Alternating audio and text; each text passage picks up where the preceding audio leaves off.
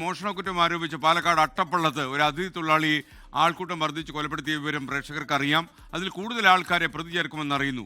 അറസ്റ്റിലായ 5 പേരെ ഇന്ന് കോടതിയിൽ ഹാജരാക്കും. മർദ്ദനത്തിൽ കൊല്ലപ്പെട്ട ഛത്തീസ്ഗഡ് സ്വദേശി രാമനാരായണൻ ഭയ്യയുടെ പോസ്റ്റ്മോർട്ടം അല്പസമയത്തിനകം തൃശൂർ മെഡിക്കൽ കോളേജ് ആശുപത്രിയിൽ നടക്കും. രാമനാരായണൻ ഭയ്യ മോഷ്ടാവെന്ന ആരോപണം കുടുംബം തള്ളി. लड़का मेरा कजिन ब्रदर है, बड़ा भाई है मेरा। 4 दिन पहले यहाँ आया था काम करने के लिए, तो यहाँ पे काम उसको पसंद नहीं आया था, तो यहाँ से वो जा रहा था। नया लड़का था तो जगह से अनजान था, रास्ता भटक गया, तो घूमते घूमते उस जहाँ पे उसकी घटना हुई उस तरफ चला गया। तो लोगों ने उसके साथ में जो वारदात किया था वो किए हैं। उसके बारे में पूरी जानकारी तो नहीं है, लेकिन उसको मारने से मौत हुआ है ऐसा हमें पुलिस वालों ने बताया है।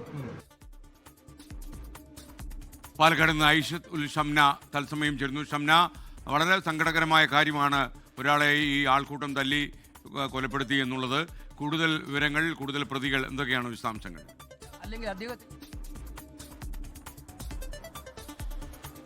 അത് തന്നെയാണ് കാരണം ഈ മോഷണ ശ്രമം, അത് മോഷണം എന്ന് സ്ഥിരീകരിക്കുകയോ അത്തരത്തിലുള്ള ഒരു കണ്ടെത്തലുകളോ ഈ നാട്ടുകാർക്ക് ഉണ്ടായിരുന്നില്ല. മറിച്ച് അതൊരു സംശയം മാത്രം. ഇയാളെ ഈ അവിടെ വീടുകളുടെ പ്രദേശത്തൊക്കെ കണ്ടു, ഇയാളെ കണ്ടാൽ ഒരു മോഷ്ടാവാണെന്ന് തോന്നുമെന്നൊക്കെയാണ് നാട്ടുകാർ നമ്മളിൽ നിന്ന് സംസാരിക്കുമ്പോൾ പറയുന്നത്.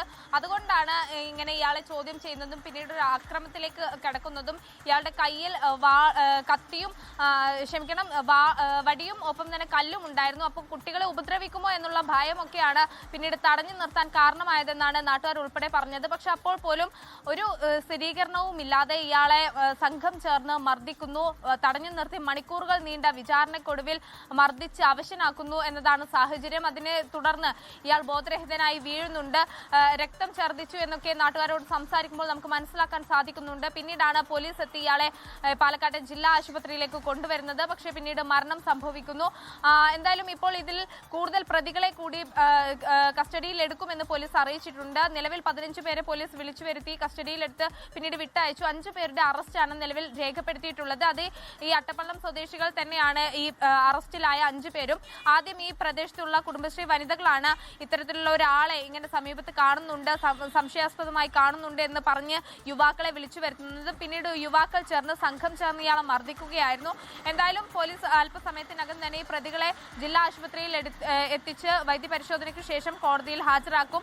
ഈ പോസ്റ്റ്മോർട്ടം നടപടികൾ അടക്കം കഴിഞ്ഞതിന് ശേഷം കൂടുതൽ വിവരങ്ങൾ ശേഖരിച്ച് കൂടുതൽ പ്രതികളെ അടക്കം അറസ്റ്റ് രേഖപ്പെടുത്തുമെന്നാണ് മനസ്സിലാക്കുന്നത്.